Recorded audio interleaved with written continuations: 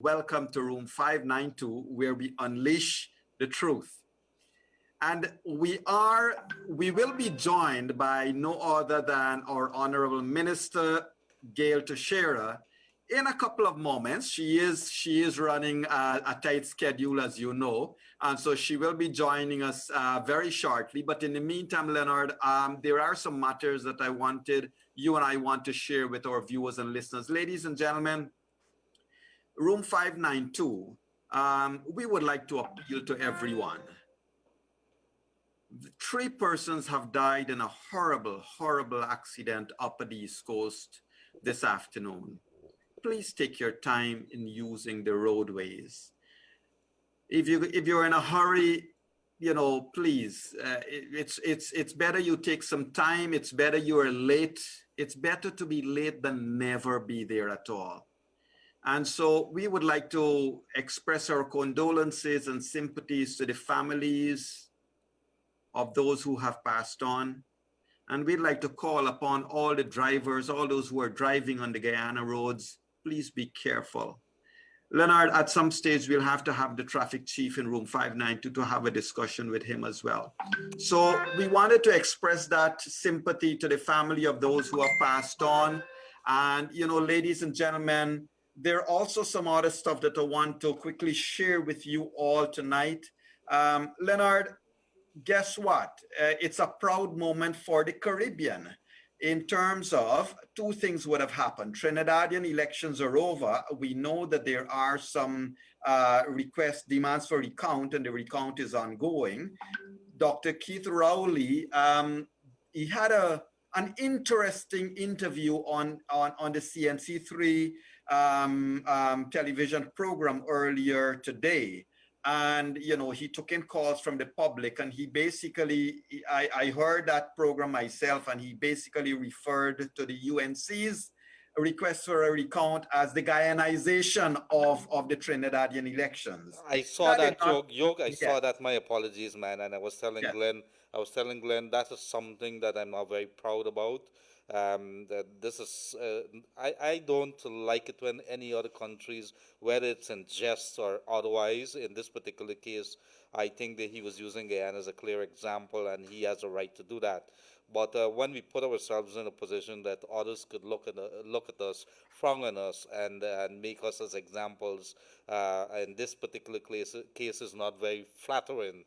So I was extremely upset about that because we have placed ourselves in that position. Mm-hmm. Mm-hmm.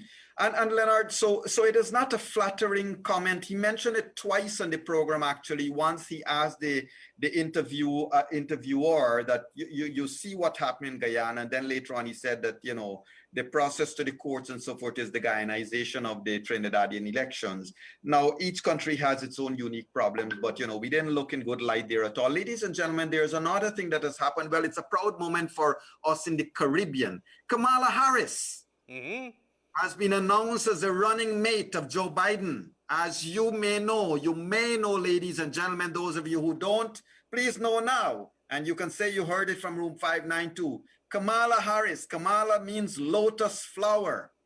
And how did I know this?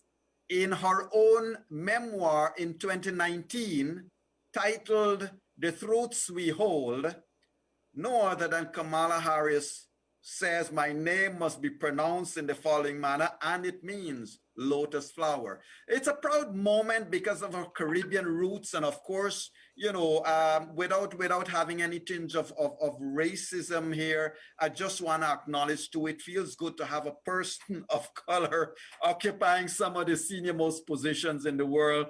We know where we have come from, and it is good. It's generally a good feeling, Leonard, isn't it? Aren't you proud? Well, the thing is, when you say person of color, you say all of us in one boat. And how Yes. long? And let me tell you what you've said there, Yog, is so very significant. Instead of us referring to ourselves as Indians and blacks or Amerindians or Afro-Guyanese, I would like us to just simply say we're all Guyanese. And so what Correct. you've said there, if you're not white, you're black or you're colored, and let us get it very, very clear. But it Of is course. indeed she's Caribbean, and we're proud of that. We are very proud. And so that's a big news coming out of over this weekend from the US, of course, where Kamala Harris is the running mate for Joe Biden. And ladies and gentlemen, the other, another piece of, well, call it good news. You can also call it a little bit of not so good news. As we know, coronavirus continues to have its way with our Guyanese population. The numbers are going up and up and up, so that's not good. The good news about that all is that its control is totally in our hands, ladies and gentlemen. We control whether coronavirus will be spread or not. And Leonard, I must say, hats off to Roy B. Pat. Ladies and gentlemen, the Giftland cinemas are scheduled to be reopening sometime hopefully by weekend coming, I think. And one of the things that why I raise this, Leonard, I raise it from the following perspectives, ladies and gentlemen. The Giftland cinemas will be reopening. However, it's only reopening taking all of the COVID-19 restrictions in place. They're gonna have, they're saying that they're gonna have acrylic front for their booths, and they're gonna have the number of persons that will go into any of the cinemas will be reduced. They're gonna insist people wear face masks. Their own the employees are gonna be wearing face masks all the time. There'll be hand sanitizing stations around the lobby area. Clients will find signage with new guidelines. So they are going to have the protocols in place. And so, Leonard, you know, look, President Ali mentioned it. To his credit, President Granger had mentioned it a little while back, that at some stage, the government of Guyana has to now look at re-energizing the economy, notwithstanding COVID. And so it's good to see businesses are putting protocols in place to ensure that the economy can continue to run, employees to be paid, bills to be paid, while ensuring that people can get to enjoy what they would normally wanted to enjoy, Leonard. Yes, I would, but I'm not sure, Yog. While I want to see a restarting and things like that, we have to. I I I want to be assured as a citizen that there are going to be these strict protocols. It has to be extremely strict, and I say that in the background. Look what happened. This announcement today by President Irfan Ali that one member of his cabinet, the Minister of Foreign Affairs, Yuk Todd, has been tested positive for coronavirus, and then you saw photographs surfacing of all of the cabinet members being tested. That's one. Two, they are going to be ordered to work from home. But it is very clear that this is something, one, it is not going to go away, that anybody could get it, whether you're a minister or not, you are going to get it. So that means we have to start relooking at some of our cavalier attitude. That's one. The second thing is, I agree with you what you say that we have to do something to jumpstart back this economy. As to whether we have the discipline to do it, that's another thing. So I would want to say, let's continue the origin. The government and the authorities would have to ensure that, like the movie theaters, and so while we need these things and while we dearly miss them, there has to be strict, very, very strict measures in place. And you're right, with all these facilities that they're going to put up to ensure that there's distance between you and the other folks and limiting the number of persons, it is going to be needed. But there's so many other things like the opening of bars right next to police stations and enforcement. Enforcement is a key thing, Yog. Very big Correct, thing. correct. And remember, ladies and gentlemen, while we await, the company of our Honorable Minister Gail Teixeira tonight, we want to share these things with you, and Gail Teixeira will be here any moment. Let me just ensure that we set the perspectives right. Kamala Harris of Caribbean roots, basically, Indo-Caribbean roots, that is, or I think the father is from Jamaica, which one, Leonard? Did I get it right? One is from Jamaica, the father or something is from Chennai, India, but one parent is Jamaica, one is from India. So the Caribbean roots would have been there. She's American born, of course. And then, of course, we talk about the COVID in the country. It was also good to hear from Dr. Frank Anthony the last time we had Room 592 2 days ago, Leonard, about what's happening with COVID. And of course, it's not so good news that the new minister of Foreign Affairs has contracted the coronavirus disease. And so all the ministers have been advised to work from remote locations, to not be in contact with persons. First of all, I believe that the entire cabinet have all ensured that they went and got themselves tested and retested today, and that they have immediately started contact tracing. Thank you, Shelly Jetu. Yes, the father is from Jamaica and mother is India. So thank you for that information. Ladies and gentlemen, with regards to the opening of the business and opening of the communities, please be reminded that the coronavirus disease, it's up to you and I to stop it, to restrict its spread. And as rightly pointed out by someone, a cinema is an enclosed environment, but if these businesses are reopening, you have to wear your mask.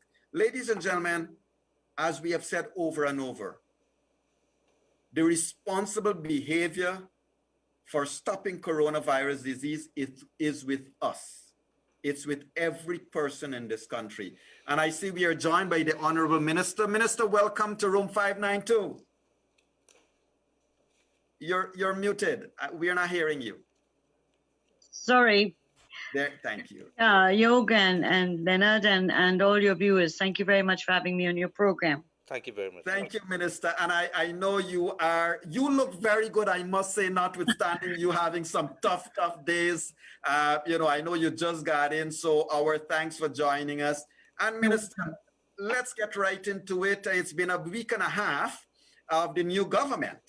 And if you don't mind giving us what's your feel, what's the take? Like, I know there's been a lot of things said about the political appointees. We'll get to that in a moment. But what's been the general feel of the new government now that you are there for a week and a half? Well, I've said that, as President Irfan Ali said, that we're going to be running out of the blocks at a fast pace. We're going to be going at 100 miles an hour. And that's certainly what's happening. The new ministers are discovering their ministries. We're trying to streamline everything, as you know. It's been like being on Discovery Channel, when you're on Discovery Channel, you're not sure what you're going to see for that day. And so every day is a new discovery, whether in my ministry, in my sector, whether it's in someone else's sector. Whatever we thought that was going on in the government and what was the state of the economy and the preparations for COVID, you can multiply that about 100 to 1,000 times of how much worse it is than what we thought. And so it's been fascinating, actually, but quite disturbing, some of the things we've discovered and the challenges we face. But I'm very confident that we're going to do this. We have the will to do it, and we have the capacity to do it as well. It just is not going to happen overnight, but it will happen much faster than the last 5 years. Thank you. And Minister, you hold a very interesting portfolio. I would not envy you there at all. Governance and parliamentary affairs, of course. Yeah. Governance is as big as the country, isn't it? Yeah. and so it's a lot of areas.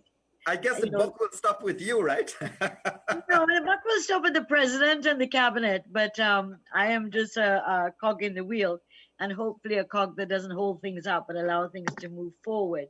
Right. But governance important issues to do with human rights and as well as electoral reform, constitutional reform, as well as our international obligations, our treaty obligations, anti-corruption, and so on. So parliamentary affairs, there's a nice link between parliamentary affairs and governance.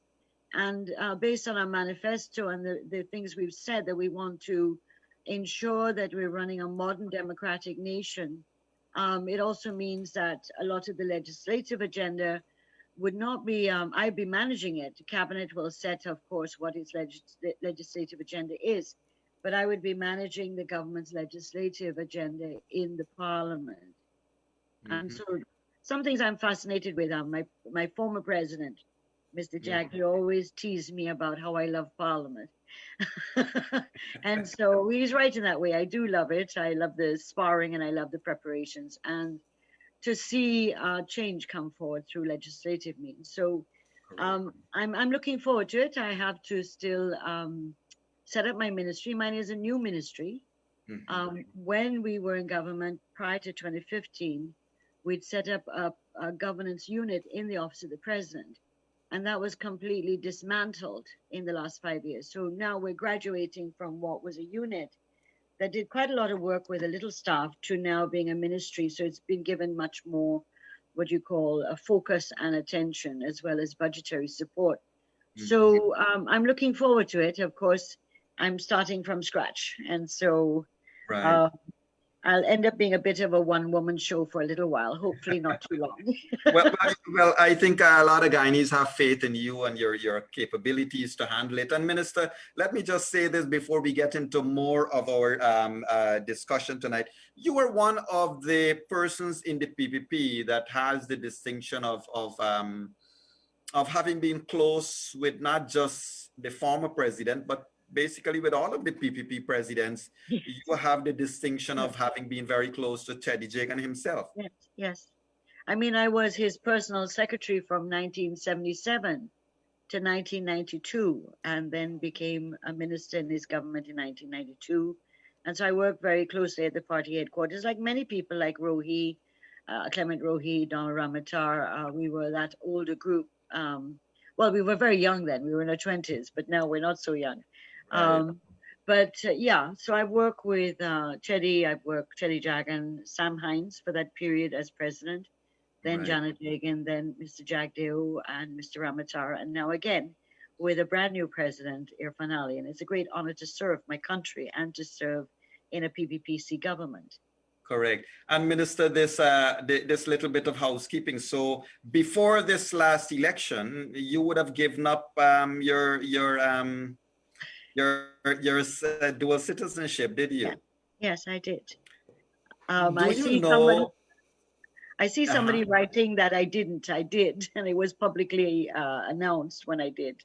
I remember that it was publicly announced. Do you know whether the same holds true for persons that will be filling the opposite seats in Parliament? All I know, there's a court order, and the court ruling is very clear. First of all, nobody should have been on the list of candidates for any party that had dual citizenship of any kind.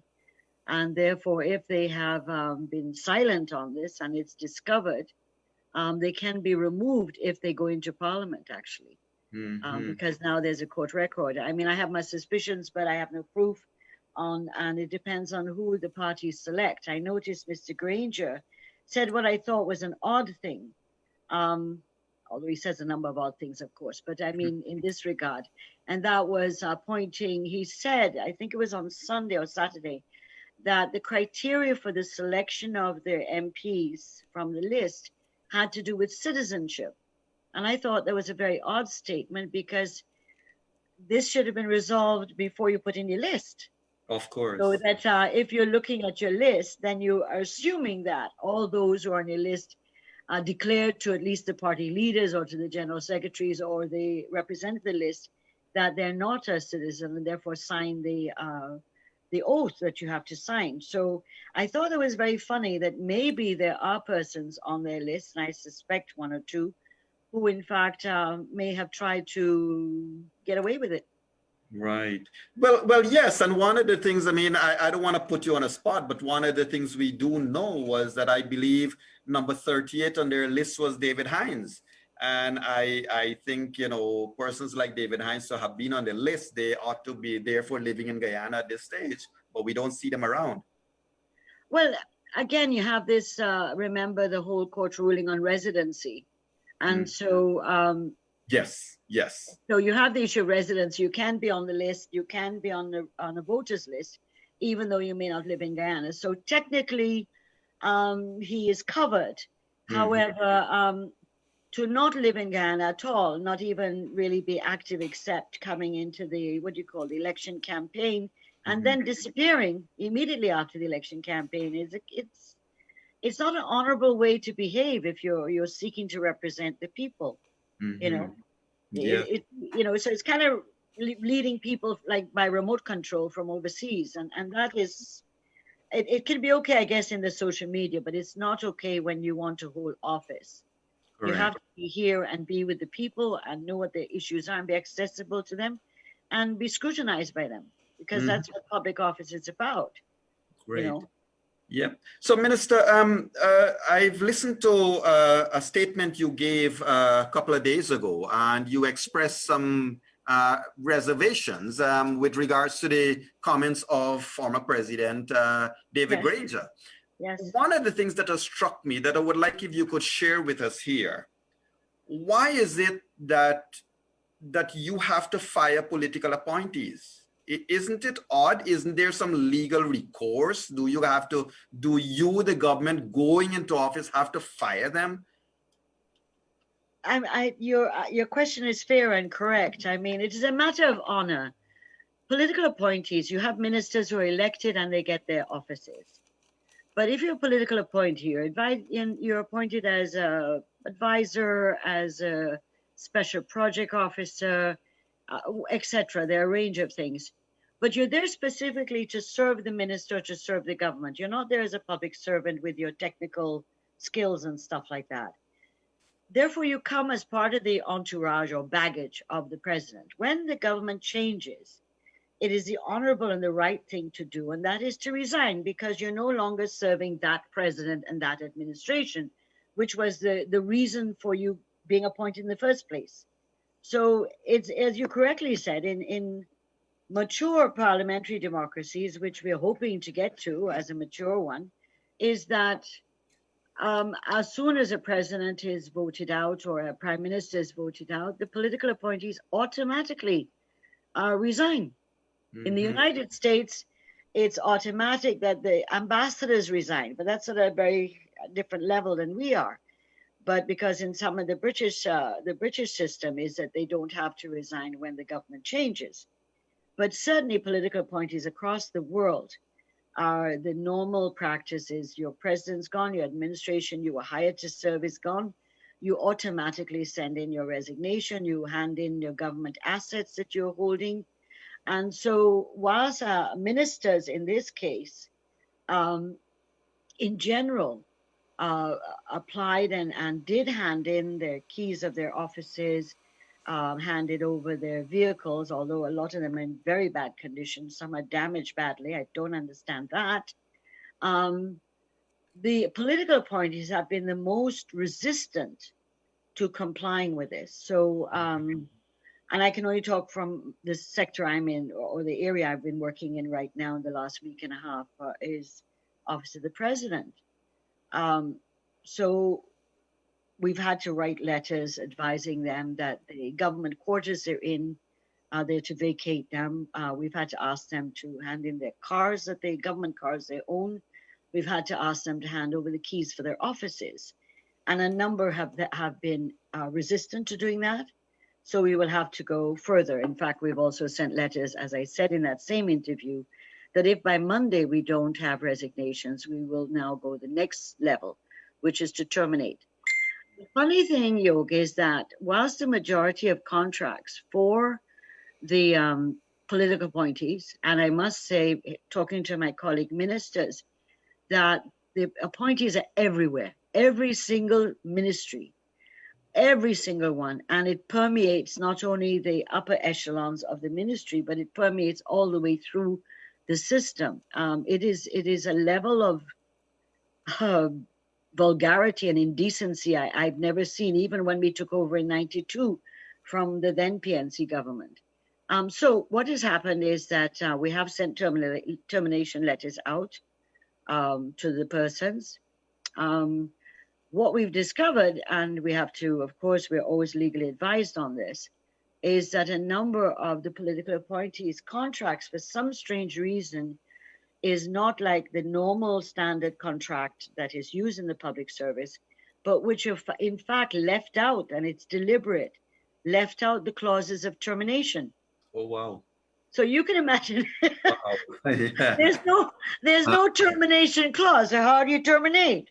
So our Attorney General and Minister of Legal Affairs has been challenged to deal with this, and we've been advised accordingly. But I could not believe that so far we found a number of them where there's no termination clause. So how do you terminate? And this is a person that has 3 years, 3-year contracts that will take them to 2022. Right. Well, that is interesting because I have invited, I've asked Attorney General and Minister of Legal Affairs to join us next Monday, ladies and gentlemen. And I wanted to ask him that because the other burning question that a lot of the population wants to know about is some of these contracts have been created or renewed post elections, Yes. not just post NCM, but post elections. Yes. And there has to be some liability there. I mean, Minister, I mean no insult to your government when I say this. What we find straight, taxpayers have to fund 2 sets of public servants, those who are holding on to the old contracts that have been unconscionable in their renewal, and the ones who rightly deserve that spot as well. I'll let you know that there are contracts that were renewed as late as April this year. Some were persons in the system already, but who are getting extensions or new contracts with extensions. A lot of them for the next year, 2 years, some were 3 years. And so this is what I'm talking about, the level of depravity to do this. It isn't, there's, one can call it criminal. I leave that to AG, to the Attorney General to determine those legal issues. But there must be something about decency and righteousness. You know by April that you lost the elections. You must have known. I mean, not you, but Mr. Granger must have had an idea that they lost the elections. And to go and renew contracts in April, some of them weren't issued until May, June. There's one that was issued July 30th, for example. And so this is a level of, I can't find the right word other than just baseless, a level of depravity. That's the only word I can think of right now that one could dare to do this. And the salaries are very, very generous. Let's put it that way. Well, I do know that there's a private criminal action from Christopher Ram against some of the former ministers requesting the court's attention to their salaries. Minister, before I hand you over to my co-host, Mr. Leonard Gildari, as of today, we have noted that a number of the regional personnel, political personnel would have been sent home. However, some of the news coming out is that all of the persons being sent home by the PPPC are Afro-Guyanese, and so this is a race-based decision. Your comments, please. Well, first of all, it's not true as far as I know. Not all are Afro-Guyanese. Some are mixed, like Mr. Parker in Region 9, and I think the gentleman from Region 2. So that I think 7 were sent home, and 3 of them are not Afro-Guyanese. The issue is not that we're sending home Afro-Guyanese. The question that must be asked is, how is it in a multi-ethnic society that when you look at the REOs and PSs of the former government, they were heavily majority one ethnic group? And therefore, was that acceptable? We're not saying that we're doing the same thing, but it was not okay that the public service and persons who held appointments were chosen either because of their affiliation. So the first issue for them was political correctness. They had to be APNU+PNC. Secondly, that there was a preference or apparent preference for those who are of one ethnic group. And so it's unfortunate that that has happened. And it's unfortunate that in trying to clear up and to make sure that, one, you have competent people in the system and people who will work towards the achievement of our programs. And so it's not a question of, and of course the issue is always that they bring up the Afro-Guyanese issue. That has been the thing that they hold on to all the time when the PNCs got their back against the wall. The point is that when you look at the salaries, and if I were to tell you, give you a couple examples, to say to Afro-Guyanese, if this was your government that you felt was presenting you based on the fact that there was a common ethnic interest, how is it okay that political appointees were getting $900,000 a month, 200,000, this is one salary, 200,000 a month duty allowance, $100,000 entertainment allowance, 128,600 for a maid allowance, and $65,000 for gardener. And if you multiply that across the system, because a lot of the political appointees earned around 400,000 up, then you're talking about the cost of these appointees, Right. cost the taxpayers money, yes, but also denied poor people, including Afro-Guyanese people, of better conditions. And at the same time, the government didn't deal with the salary increases. They went into government promising a 20% increase in salaries, remember? Right. Yes. And, Yes. and didn't deliver on that. So the attempt to bring everything down to race is a destructive one, and one that tries to obfuscate what really the issues are. This was a government that went in saying, we are here for, are we this time, and are we fuss, and whatever they said. Did not. I wouldn't have a problem with many things if APNU had paid attention to the poor and working people of Ghana, a large percent of which are Afro-Guyanese. I wouldn't have had a problem with that. But when you see the level of greed, what I call greed, it's just greed, Yog and Leonan, just greed. How do you in conscience have this multiplicity? If you see the amount of political advisors, and as I said, they've infiltrated not just what are official political advisors, but brought on relatives and friends into the public service system, not as public servants, but on contract, something they used to attack us on before they got into government, at salaries of $400,000 for a secretary that has no qualifications. I'm sure a secretary with qualifications would deserve a very good salary. But you're bringing in someone who's your sister, your cousin, for 400. This is what is reprehensible about what happened. That's what's reprehensible, because it denied Amerindian people in the villages better water supply or better jobs or access to jobs or training. It denied Afro-Guyanese also a better way of life, and it denied Indo-Guyanese a better way of life. It hurt all the races, not just one race. Leonard? Yes, thank you very much, dear Minister. Some clarifications here. When you, how many cases like this have we found? We know that there was about 20 cases at the Ministry of the Presidency, and we were hearing about 50 plus at the Ministry of Communities. Do we have an idea, ballpark figure, maybe 500, 2,000, 3,000? How many? I don't think we've been able to add it up yet, because I think we're discovering. I thought I found all there was to find, and I found now more today, which I now have to go and investigate. So that's why I said in the beginning, we're on Discovery Channel. I thought I had all the names of those who are political appointees. I'm now discovering there's another layer of political appointees that we haven't addressed as yet. And then I think that's the same in other ministries. One minister told me that who had been in a minister before in her sector and walked back into her ministry, and her secretariat was now 21 people who are political appointees. Wow. And just on that one area of that ministry, and her ministry is very big, so that she walked in, and some of them are press people, some of you may know.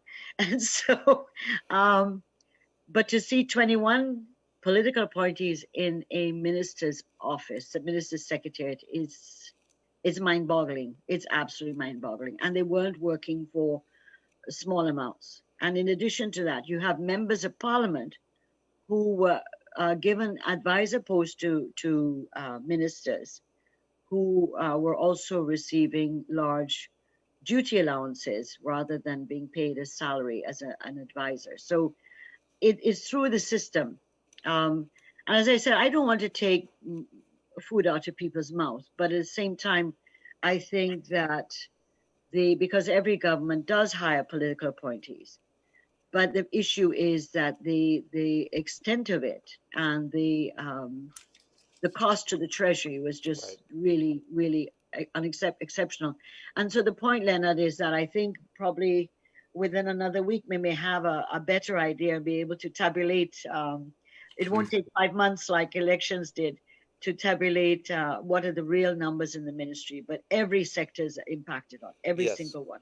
Thank you very much, dear Minister. And I want to bring you across. I know you might pull you back, but across to the Parliament, one of the areas as a reporter when I used to cover there, and very Yes, interesting, is the public big accounts. account. Yeah, public accounts committee. Now, on that committee is going to be, I think, the chairperson. It has been the tradition that the chairperson Yes, is always somebody from the opposition. In this yes, particular case, so you have somebody from the opposition, let's say for the first year, that is going to be relooking at 2020, maybe yeah. 2019. What happens in a case like that when you would be looking back at some of the spendings? Because obviously you're looking back at what you're doing and you will be Yeah. questioning yourself. How do we deal with this going forward?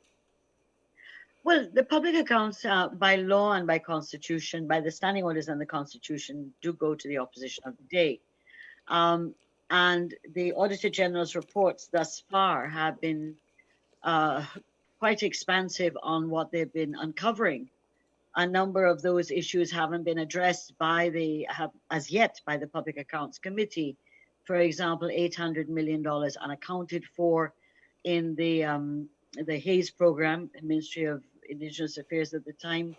The issue to do with drugs and medical supplies, which and those are going back to 2018. So even if the opposition chairs it, they're not in the majority. So remember the government side, when the government when we were in opposition, we kind of lose one person because the person would be the chair. Hmm. And so in fact we would have a situation where we would be in the majority, although not in the chair. And I expect that our MPs will be very active and be prepared to deal with and address the issues uncovered by the Auditor General. I mean, as you know, a big one which will come up and doesn't have to wait for a Public Accounts Committee. It can be brought up as a special audit, and that is the Lillian Dow Hospital. Hmm. That will, I'm Yeah. sure, reach some prominence in Parliament. And Mm-hmm. of course, my last question here before I hand you over back to my host, which is, the lots of Guyanese might be wanting to know, you don't want people to come in office and then maybe allegedly or let's say commit crimes against the country, and then they walk away with a slap on the wrist. I would love to hear from you going forward as as a government minister. How do we deal with situations like this? We screaming, the people are screaming for justice that somebody may be made or some persons be made examples. Well, I think that once the government will, as far as I know, as you saw, we had the rapid financial assessment team go out, Mm-hmm. and I think they have uncovered some very interesting things. Some may validate what we already suspected; others may be completely new, and so those will lead, I'm sure, to the next stage with audit investigations or forensic audit investigations, and therefore would then be that can be used to bring charges against persons. And I Right. think there will be, once there's a case that could withstand the scrutiny of the court. Of course, that doesn't determine how the court will rule, but it would bring it into the forefront. I mean, like the one with Lowenfield is a completely brand new one because this is now not dealing about financial accountability. This is talking about uh, legal, constitutional Mm-hmm. crime, in a sense, or anti-constitutional crime.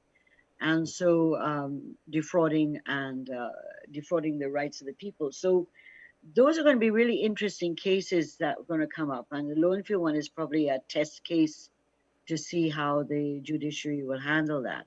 Mm-hmm. So I think that there are going to be quite a few of those that could potentially reach the courts. Whether the persons will be finally sentenced, we don't know. We can't predict that. But the point is that, and we will have to look at in legislature how to strengthen issues of public accountability, and how to strengthen the Integrity Commission Act, for example, so that those who hold public office are under scrutiny and held accountable. And Correct. so those are areas that we have to go more into.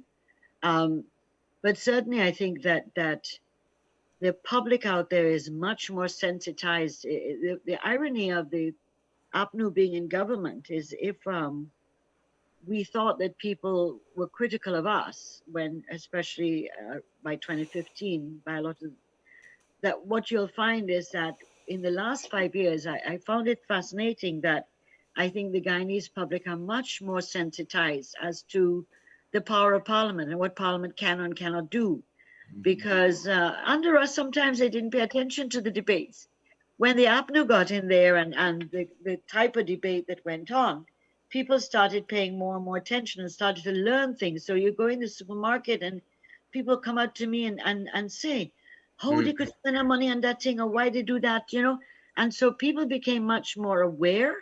And I think it's a very important aspect in any democratic country that the people are, one, informed of what's going on in Parliament, that Parliament is not shrouded in some, you know, ivory tower type of thing, that it is there for the people and it must represent the people, but also that what we discuss is meaningful and relevant to them. And it is. Correct.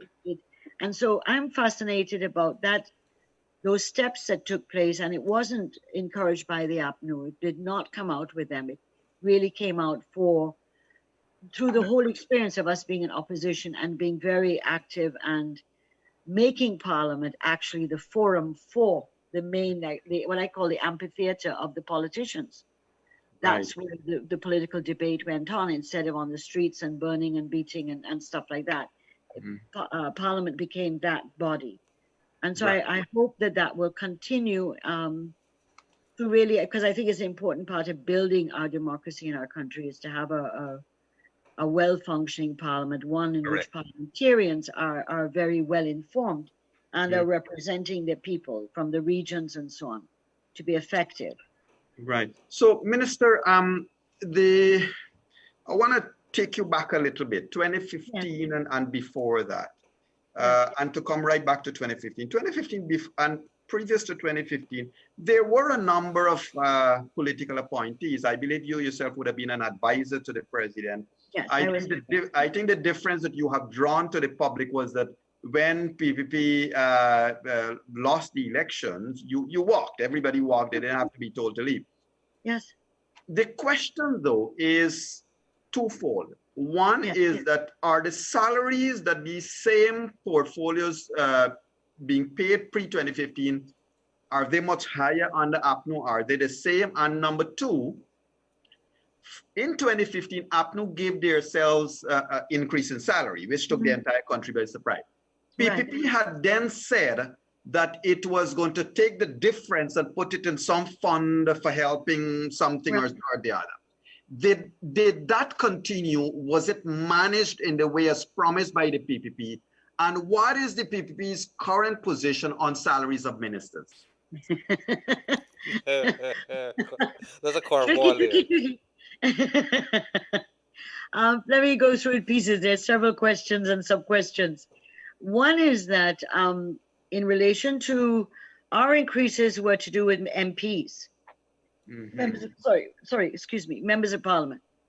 So although ministers went from what was about 400,000 or 500,000 under our time to what were 800, 900, 1 point something million under the APNU. So that's one issue that, but the MPs got an increase, I think, of $23,755. And we were opposition, and that was what we got. And we decided that we were not going to take that increase. And we put it into an account where it was withdrawn by the clerk of the National Assembly, and that money was kept in account for relief and other forms of help to people, which we use some of that. There's still some of that there. In relation to now, I don't know what will be. I don't know what my salary is, for example. I don't know as yet. But I would make this that, when we were in Parliament and we saw the increases that were gazetted in September 2015, backdated to July 1st, 2015, we were looking at basic salaries, and that was of concern. They were large.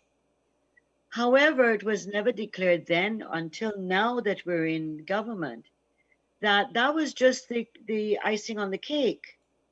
Because, okay, you're getting your junior minister getting, I think it's about 700, between 7 and 800,000.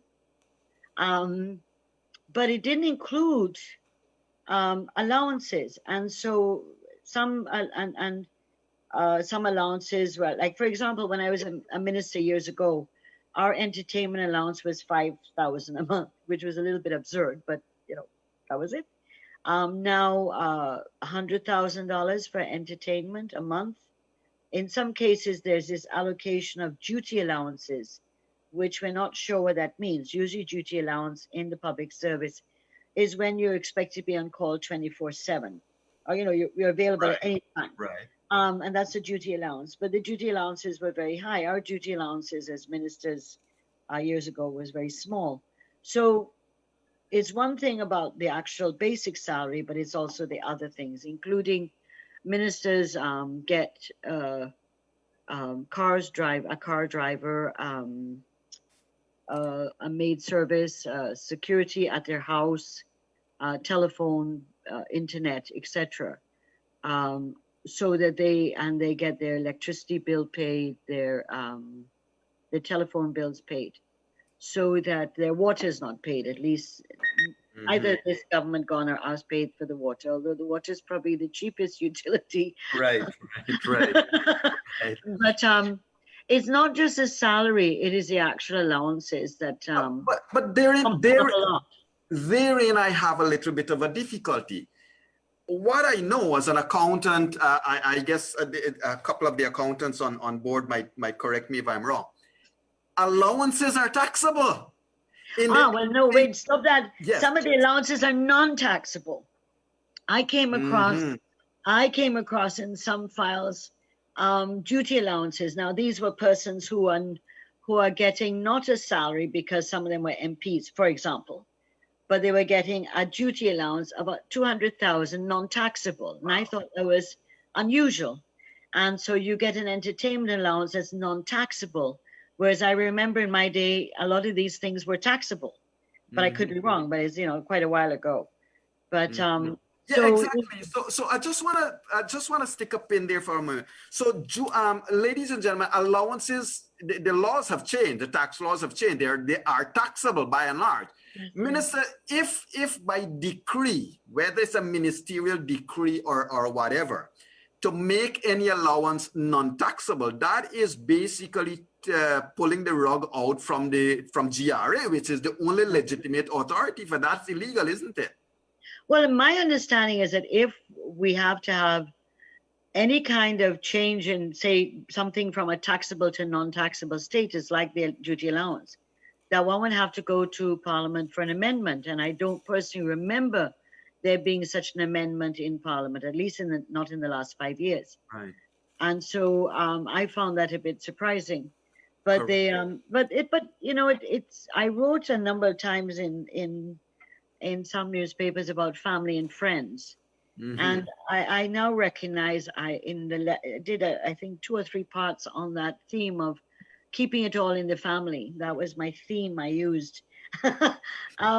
But really, I was just scratching the surface. I had no idea of how wide this family arrangements were and how generous it was.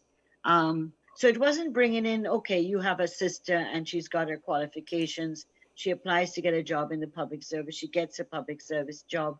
That's not what I'm talking about. I'm talking about people being brought in who put on contract at way above the scale of people at that level. And certainly I think that caused a lot of disruption and discontent in the public servants who came in through the normal ways. Because in talking to some of them in the last week, and I've said, how did you all manage this? That a person with less qualifications for you is a political appointee, and you're getting 1/4 of what they're getting. And they said, Minister, we needed a job. We had to keep our jobs. You know, I mean, Right. but it's very hard to imagine that Right. the range was so wide. The Correct. range was so wide. It wasn't a incrementally, okay, you get to a scale 14 and you're 400,000, you get up. It wasn't that at all. It was jumping from, and it was no, we had when we were in government, and Dr. Luncheon was very strict about adhering to it. And that is that if you did this kind of job, this was what the scale was. And therefore you got paid within the range of that scale. So it had a scale. But you didn't jump from what was what's it called, grade 12 and get Correct. a grade 14 salary. Right. You know, and so there were those things that guided ministers, guided ministries, guided the public service. What I've seen so far is that all of that's just gone. Well, I can tell you, one of the things that has happened is that many persons downstream would have realized that, hey, we were getting nothing while some were getting a lot. It was really a good life for some. And I'll give you an example, Minister, one that I think you may not have come across as yet in terms of the comparison. So, ladies and gentlemen, the head of the DPI would have been receiving $1 million or $1 million plus in terms of if you put together everything. And wouldn't you know that Leonard, the Prime Minister's representative in Berbice, the man was getting just near $200,000. And so when they're seeing Mr. Harberton, if you're online, sir, I think you're getting, correct me if I'm wrong, you're getting just about $200,000. And so, Leonard, when the APNU+AFC supporters are seeing this huge disparity. You've been unfair there, Yog. You know how difficult it is to manage government propaganda, NCN, and Gina. What's wrong with you? Well, yes. And Minister, there was a case where DPI has itself been engaged in creating multiple layers of online newspapers. Has all of that been brought to an end, or is it continuing? And I guess the person was being paid an allowance for each newspaper that they created.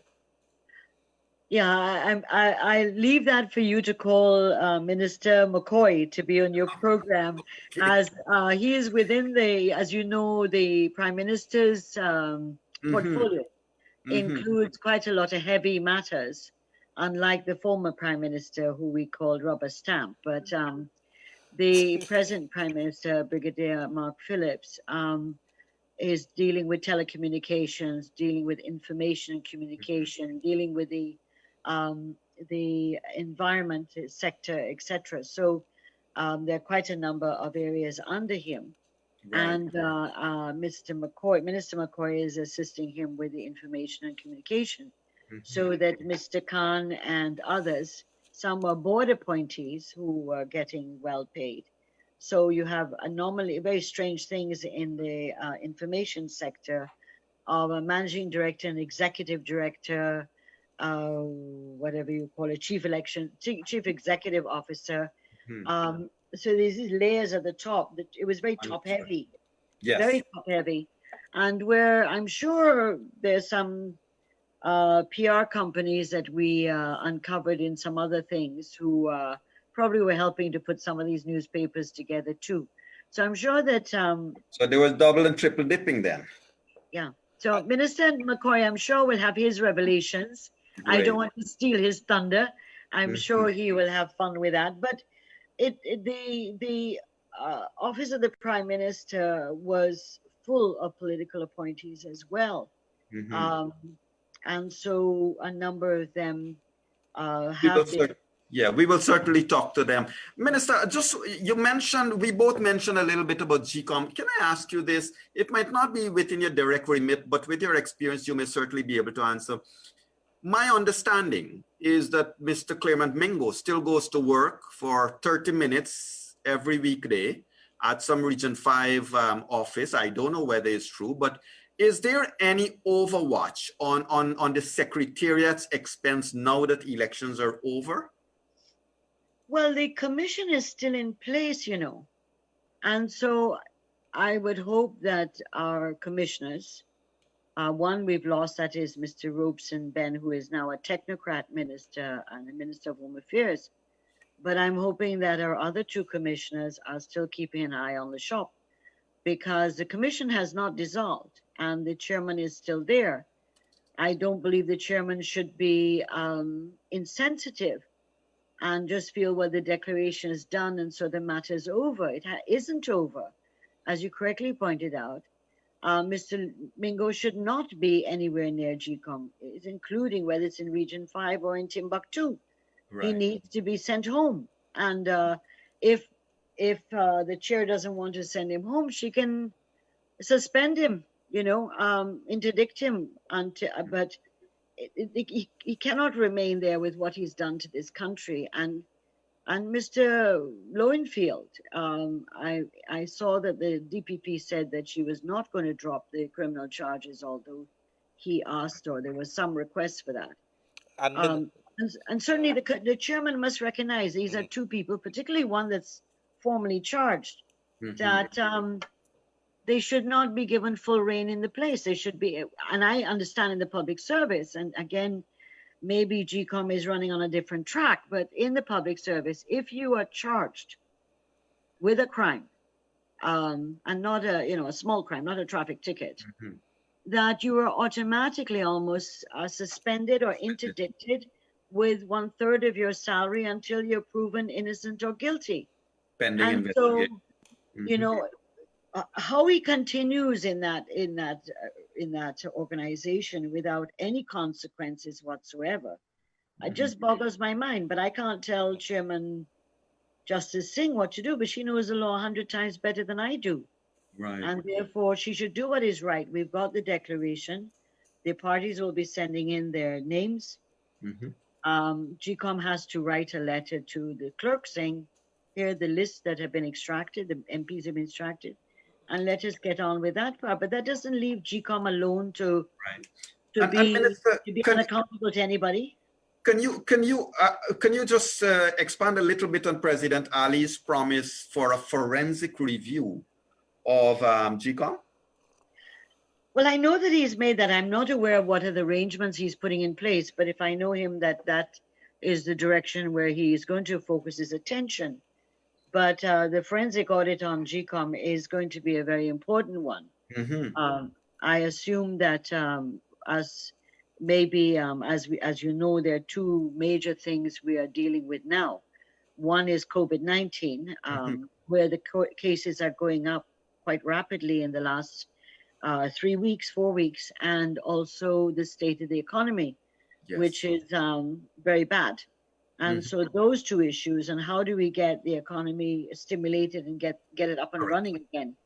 So those two issues, as well as the third issue, which is like a layer on top of that or along with that, and that is getting government established, getting the ministers in, the ministries working, getting the RDCs established, the parliament established, looking at the boards and what changes need to be made in the boards, so that the apparatus of the state is now in place to do what it has to do.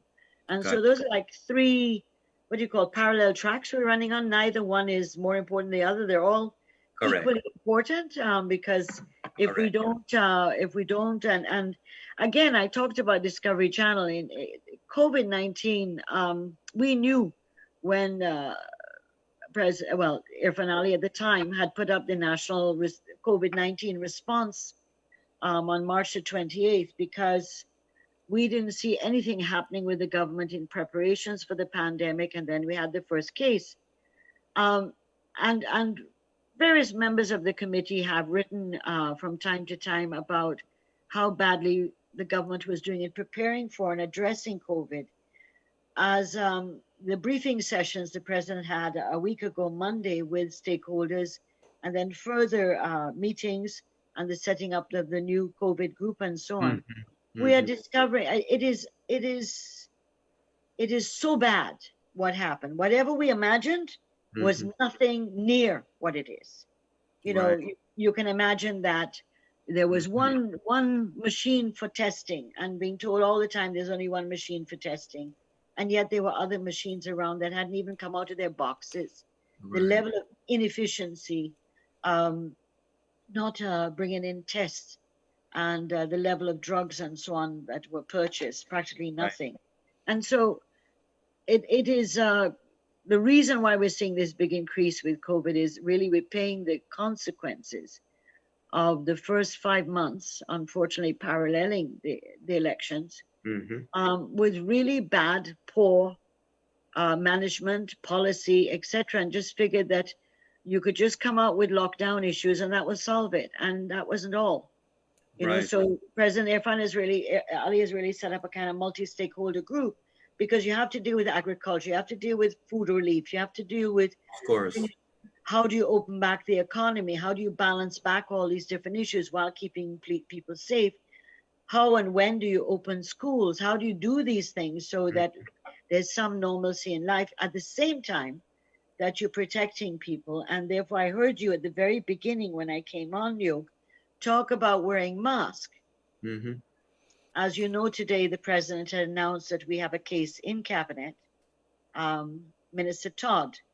And so all of us were tested for COVID today, and we Right. all have to wait for the results.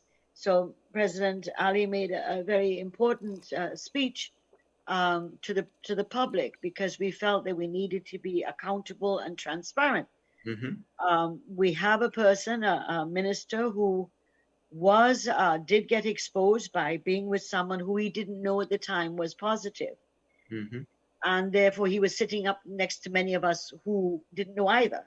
And Right. so Of course. when it was found that he was tested and positive, he immediately informed the president, and then we all had to be tested. And I want to say to the public, I was tested, I'm here, I'm fine. It's a little bit uncomfortable. We didn't see you cough anytime, so I think you're good. And That's I'm what not. I think. We're waiting for the test results tomorrow. We're hoping for the test results. In the meantime, all the ministers and the president, vice president, the prime minister were all tested, and we wait for our results. And in the interim, we are doing self-isolation for 24 hours or whenever the test will be back. And hopefully all of us are good. But to say to the public, Yog, that the test itself is a little bit awkward, because it feels if something's going up your nose, and when it comes down, when they take it out, it burns a little bit. But it's not painful. It's not worse than having like a pinch, a rather strong pinch. But the test is, as I said, awkward, but it's not for a woman. And I'll say this only to the women listeners. For those of us who've gone through childbirth, it ain't anything like that. This is mild. For those of us who know what childbirth is, this is like a prick, having a needle or something. So don't be afraid of the test. The second thing, Yoga and Leonard, is that please help to insist, as you were in the beginning of the program, to tell people to wear a mask. People are not wearing masks. They're wearing a decoration around their neck. They're wearing it with their nose showing. Some of them, have it like a scarf. And then because the bars are closed, the guys are drinking all along the road in the pickup trucks and along the seawall and other places.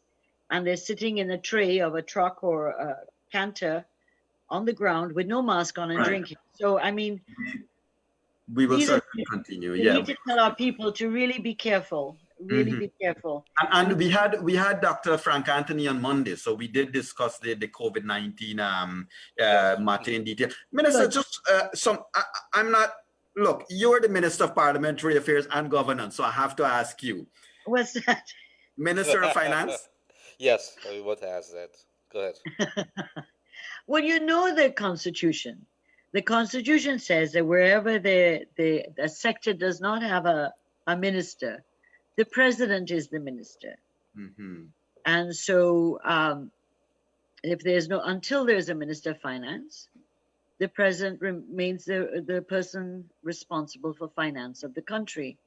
And of course, because of oil and gas and other areas of our natural resources, the president has oversight whilst there is a minister running the administration of that sector. But because this is a critical area for the economy and a number of policy issues, as you know, in relation to oil and gas. This will have the attention of the Office of the President. Right. And so I wouldn't get too excited about that. So Mr. Ashley Singh is not available, or he's not? You You can know. push it in. Go ahead. You're trying to pick my mouth, no? Yeah, he tried to pick you up. But is You he? don't have I can't answer that. Only to You don't say have- that, please remember, our president is a macroeconomist himself in his own right. And so is Mr. Jagdeo, a macroeconomist. There are not many macroeconomists. Well, let me claim Yeah. total innocence for asking that. I'm a finance man, so I can always apply. Yes. So, Minister, the next question. When do you expect National Assembly to be in session? And is there any word about what the PPP is thinking about the speaker that you can make available? I know you might still be in consideration, but. No, I can't speak on the speaker because I'm not sure who are all the candidates that are running in that area as yet. And because we're trying to bring in a budget for 2020, and then remember, we'll probably have to bring in a budget for 2021. So really, we're talking at a budget that's just what 4 months left, 5 months left. And so we have to get very quickly a budget in. And I know the work has started on that, and the work is going quite rapidly in that area, considering what is the normal, rather long process to prepare a budget in our country. So I think that we should be able to have a sitting, I'm hoping by the end of August. I had said it could be held in 2 weeks. Well, that's what I said last week. Right. But I'm hoping that between the 3rd and 4th week of August, we would have a sitting. And we will probably then move rapidly to a budget, to the inaugural speech of the president, because remember, the president addresses Parliament, and this is a new Parliament, so he would have to come in and address the Parliament, as well as have the budget submitted for debate. And remember, you have before that, the constitutional agencies' budgets have to come in before as well. So I see that even if we don't start until the end of August, I think that we're going to have a really busy schedule of Parliament between September and the end of the year. There's a lot of stuff we have to do, including pieces of legislation that have to be changed. We'd made promises on the taxes and stuff like that. We're going to have to see how to bring those in to free up the economy more and to release some sectors from some of the burdens they've faced in the last 5 years. And Minister, yes, and Minister, if I may, have you guys been able to look at maybe just have an initial look at the ministry and the wage bill as compared to 2015? How much have it increased or ballooned? I'm not able to speak on that. I know that it did, and I know that there are ministers who could speak more authoritatively.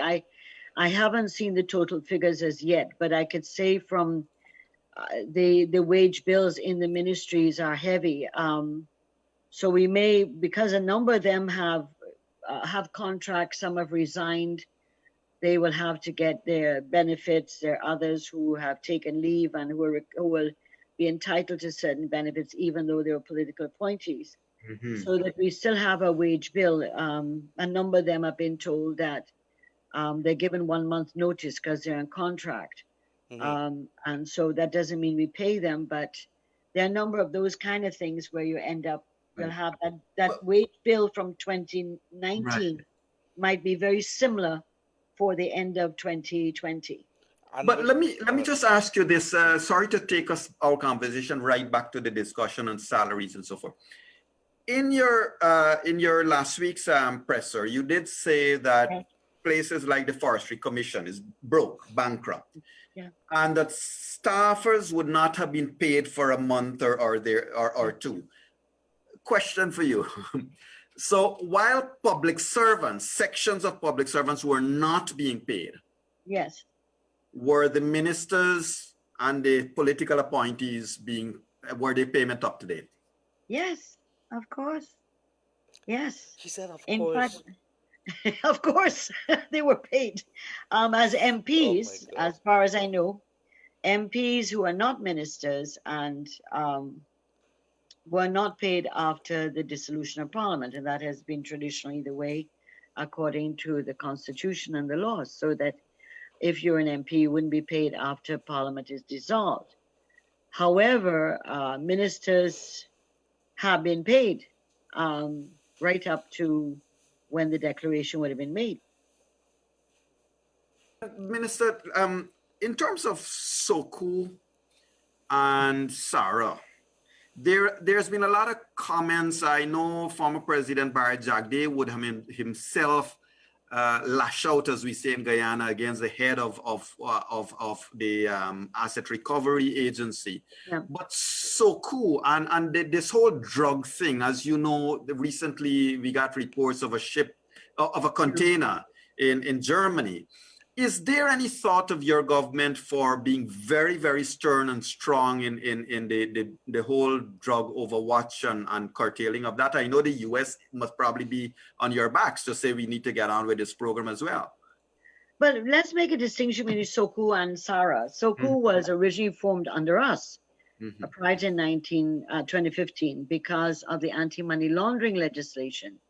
And so Soku is particularly focused on anti-money laundering and apprehending, stopping, preventing, and charging people and sentencing people. Minister, sorry to cut in. If Soku has been so engaged in money laundering, how come all of these people who have been living in the US from 2015 to now, earning their salaries in Guyana, and those salaries not being reported to the US?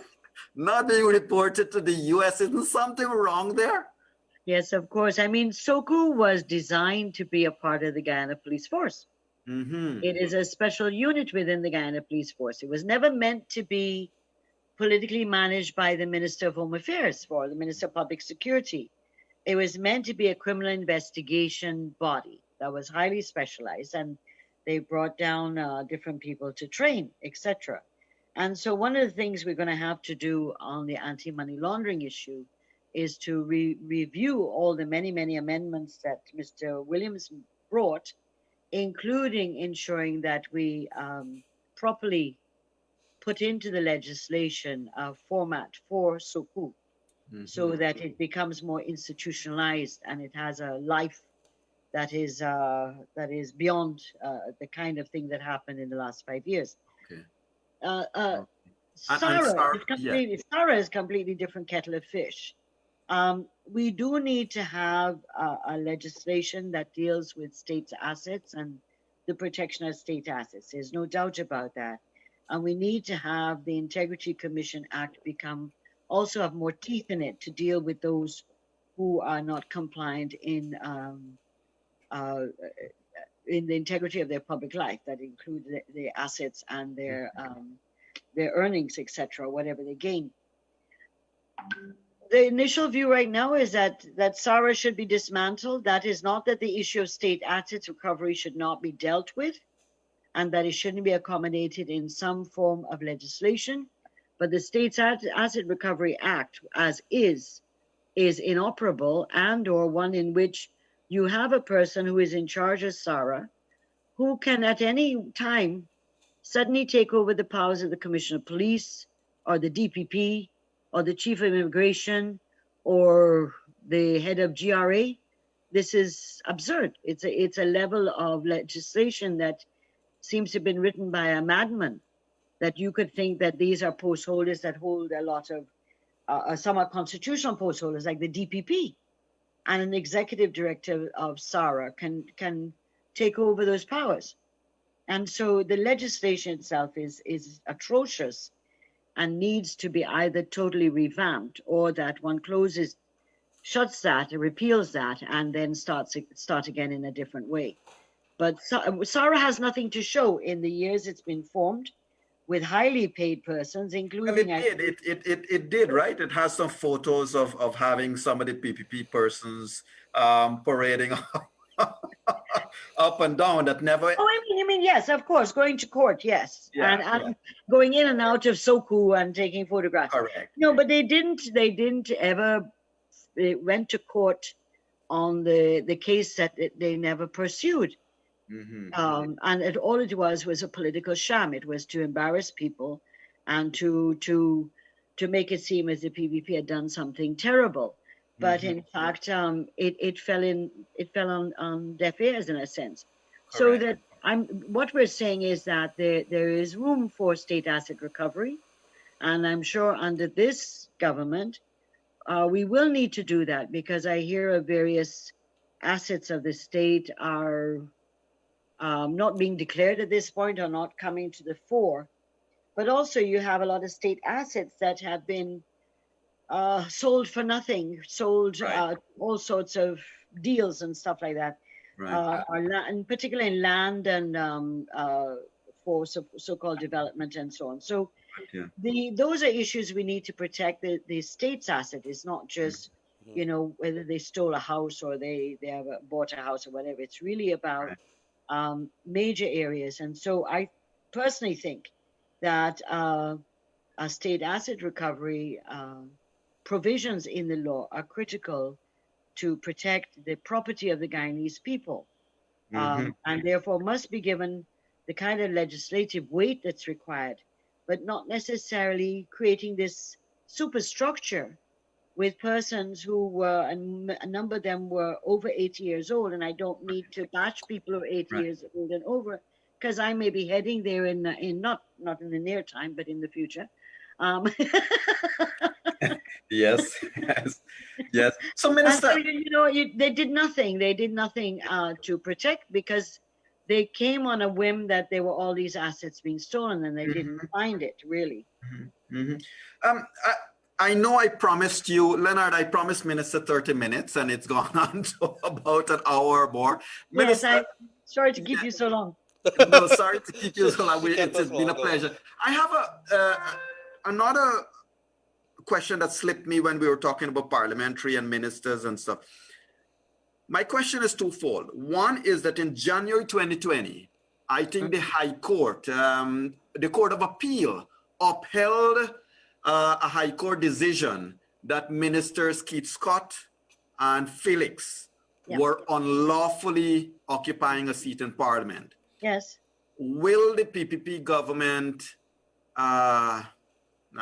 collect back those salaries for the unlawful time spent in Parliament? If the court so decree, then you cannot go against the courting. And that's one. And two, my last question to you, Minister, given all that you have been experiencing over a week and a half, how difficult is it for Minister Gail Teixeira to walk that line between the opposition crying up victimization vis-a-vis doing what is right for the people of Guyana?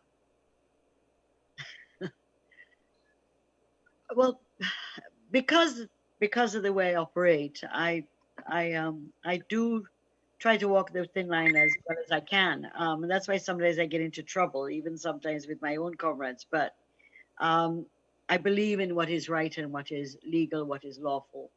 And I also believe strongly that there has to be inclusivity.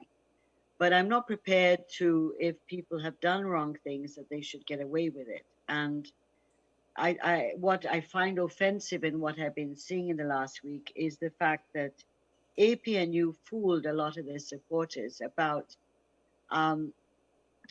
mainly on the ethnic issue, that if they allowed the PPP to come in, that they would be allowing one ethnic group to take over. And a lot of people fell for that. But they weren't, their supporters didn't know what they were doing behind the scenes. Everyone was filling their own pockets. And so you have leaders of the APNU+AFC. I don't know if Mr. Granger just shut his mind to what was going on, but how could you fool the people like that? And so for me, having gone through politics for a long time, is that, and I know that for the leaders of the party, it's that we have to make sure that we do things the best that we can with what we have, and that we don't fall into the same pitfalls as APNU+PNC did, and that we have to make sure that we walk the straight and narrow line. It won't always be easy, but we have to be able to improve the condition of lives of our people. And so sometimes it's always a difficult thing in politics, internal politics. But I believe that with our leaders that we're going to try as much as possible to make sure that what comes first is the people and the development of our nation. There are always going to be persons at different levels who may feel that their personal aggrandizement is more important. But I believe that our political philosophy of being able to develop our nation and putting the people first is one that will guide us to make sure that not too many people, how do you call it, step out of line. So, is the minister, if I may, Yogi there? Yeah, 1 second, Leonard. Minister, just to bring you back, the Court of Appeal decision. Any thought on that? Oh yeah. My view is that the appeal has to be acted on. If you're unlawfully holding a position, and they knew that all the time that they were doing that, then I mean, I'm sure that, you know, in politics, it's a funny thing. Sometimes people can negotiate for different things at other levels, but this is a court order that they went to the court to appeal the decision and they lost. Yes. And they lost the decision, and therefore they have to comply. And I hope that Mr. Granger is telling Mr. Scott and Mr. Felix to reimburse the state for the salaries they unlawfully accepted all these years, including even after the court case. What I find reprehensible, Jogan Leonard, is okay, the case, as you correctly said, was ruled in January 2020. What happens after January 2020? Right. Aren't you going to do the honorable thing and say, okay, stop my salary, don't let us go further? And I think that's why Christopher Ram was taking up the issue. I heard, I may be wrong, but he was taking up the issue to say, well, let's deal with from January to now, whatever the date he decided to do it, because there was a court order that said you're not there. So even if you put aside the 5 years for now, what was Felix and Scott doing from January to up to when the elections were declared? They should have not been receiving any salary, no facilities, no vehicle, no driver, no payment of electricity bill and telephone bills. Thank you. Minister, so I will have fun investigating that part to see if what happened, what exactly happened. My Sherlock Holmes interest in this will get titillated, I'm sure you. It's one of the things on my list. It's one of the things on my list to look at. Great. Minister, it's been a pleasure to have you here. Leonard, you have a last question, I presume. Yes, two questions very quickly, Minister. Sure. I want to ask you, could you tell us a little about some of the faces that we're going to see in the National Assembly, and two, maybe a little expansion on some of the legislations likely to be presented, maybe not this year, but as soon as possible? And unfortunately, Minister, let me be the speaker. You only got 2 minutes to go. So. That's okay. I'm used to the speaker. At least you're more easy to deal with than the speaker. To do with new faces, yes, there will be some new faces. We do have some geographic MPs and stuff, and I think you've seen from the cabinet that there are lots of new faces, quite a number of new faces there, completely new, and also those who were MPs before who are now ministers, who are young as well. So we're quite pleased with the fact that we're a young, energetic cabinet, except for the older heads like me. And in the legislative agenda, there are a number of areas, some of which, as I mentioned, that we have to rectify bills that the PNC APNU brought in the last 5 years, like the ones on VAT, on taxes, on taxes on the mining sector and stuff like that, as well as bills that were extremely controversial, the Cybercrime Act, which included sedition in it. And we had taken out sedition when we removed sedition from our laws when we got into government in '92 between the first government, and to see it put back in legislation in 2014 was horrific. So the cybercrime issues have some areas. The anti-terrorism bill has some issues. It has 14 times the death penalty. For example, I'm just picking some things out quickly. Mr. Jagdeo has already spoken about the Natural Resources Fund. bill or act, because it was made an act in January 2019 that has flaws in it. We have to look at a number of new pieces of legislation, hire purchase, for example. So there are a number of issues we have to look at. There's the issue of what the climate change issue and how we'll deal with that. And a number of bills that were passed by us, a lot of them were not put into operation or not as effective as they should be based on the boards that were set up. So some are administrative and having good boards and strong boards that will implement them, and others were actually problems with the legislation itself. I may be forgetting. You remember there were made amendments to, I think it was the Broadcasting Act. And then you have issues with the Telecommunications Act as well. So those are bills that were passed in the last Parliament that we have to review. We were critical of a number of them and critical of a number of areas of those bills and acts, and we have to go back and probably bring amendments in, or in some cases, like I said, the SARA bill, that really has to be just repealed and a new bill written over to do with state assets. Of course, there are other things to do with oil and gas, like the local content policy. Those ones are outstanding from the last Parliament.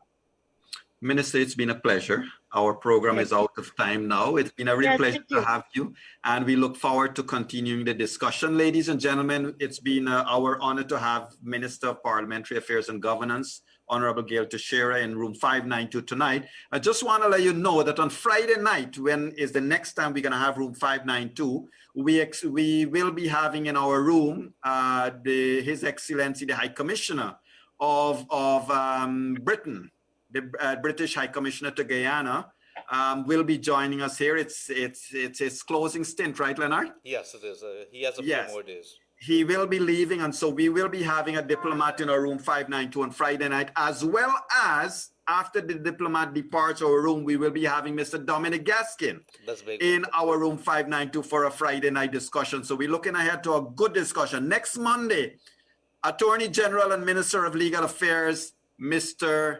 Anil Nandalal.